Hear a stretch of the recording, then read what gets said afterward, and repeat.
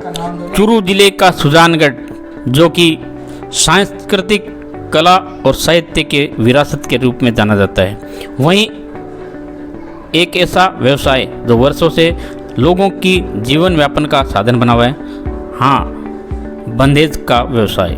ये बंधेज का व्यवसाय रंगाई व छपाई के द्वारा होता है। चुनरी, राजपूती ड्रेस, सलवार सूट, साफे तैयार होकर राजस्थान के अलावा पूरे भारत में सप्लाई होते हैं। हम आपको बता दें, बंधेज का व्यवसाय एक ऐसा व्यवसाय है जो खत व बूंदी की बंधाई के अनुसार डिज़ाइन पर किया जाता है।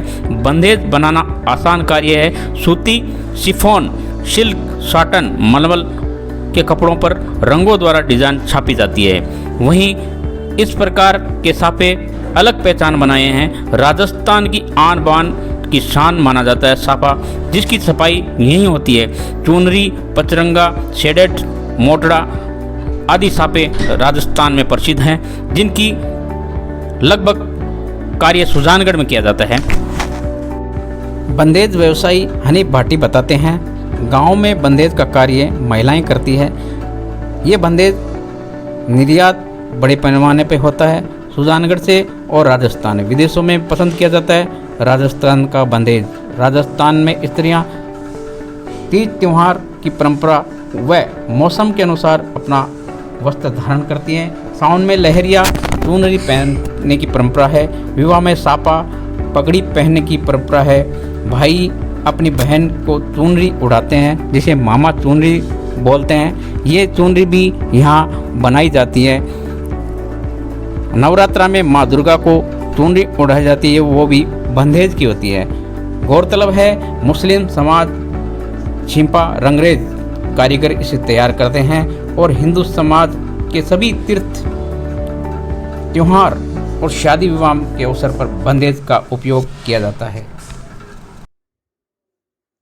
के बारे में बताएं। ये साफा है, 16 हाथ का बोलते हैं इसको, और ये सुजानगढ़ और लाडनू में ही बनता है। और इसको जोधपुर साफा बोलते हैं, लेकिन बनता ये सुजानगढ़ और लाडनू में ही है। जोधपुर के नाम से मशहूर है। सुबह 6 बजे लगते हैं इस काम के लिए हम, और शाम को 4 बजे के लमसम करते हैं। और ये काम ऐसा है कि इसमें कम से कम पूरी फैमिली लगे तभी ये काम पूरा मुकम्मल होता है। और इस काम के लिए हमें मतलब गवर्नमेंट से हमें कोई सहायता नहीं मिलती है, और हम अपने घर के थ्रू और जो पार्टी वगैरह वो माल बेच के, कच्चा माल हम यहाँ पक्का दम माल तैयार करके। किस तरह का माल तैयार होता है? ये माल, ये सलवार सूट, दुपट्टे हैं, और भी मतलब चुनरी वगैरह काम होता है। तो हमें मतलब गवर्नमेंट की तरफ से हमें कोई सहायता नहीं मिलती है, ना जी हमें कोई मतलब सब्सिडी के बारे में मतलब कोई जानकारी, फुल जानकारी भी नहीं है, और ना ही हमें कोई गवर्नमेंट सहायता करती है। सुबह 6 बजे लगते हैं इस काम के लिए हम, और शाम को 4 बजे के लमसम करते हैं। और ये काम ऐसा है कि इसमें कम से कम पूरी फैमिली लगे तभी ये काम पूरा मुकम्मल होता है। और इस काम के लिए हमें मतलब गवर्नमेंट से हमें कोई सहायता नहीं मिलती है, और हम अपने घर के थ्रू और जो पार्टी वगैरह वो माल बेच के, कच्चा माल हम यहाँ पक्का दम माल तैयार करके। किस तरह का माल तैयार होता है? ये माल, ये सलवार सूट, दुपट्टे हैं, और भी मतलब चुनरी वगैरह काम होता है।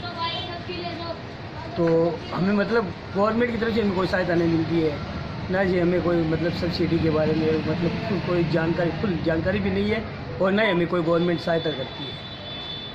कोरोना काल में हमारे इस व्यापार पे बहुत असर पड़ा है, इसलिए न तो माल आता था, न माल जाता था, और न कोई पेमेंट हो रहा था। सब काम रुका हुआ पड़ा था। और सरकार इस पर थोड़ा गौर करे और हमारी थोड़ी सहायता करे, क्योंकि इसमें मध्यम परिवार के भी होते हैं और मजदूर परिवार के भी होते हैं। और इस काम में जो मजदूर लगे हुए होते हैं, उनके तो बहुत ही मुश्किल हुई थी, रोजी रोटी की बहुत मुश्किल हुई थी उनकी। ये जो बूंदी बंधेज का काम होता है, ये अंतर्राष्ट्रीय स्तर पर ख्याति प्राप्त बिजनेस है।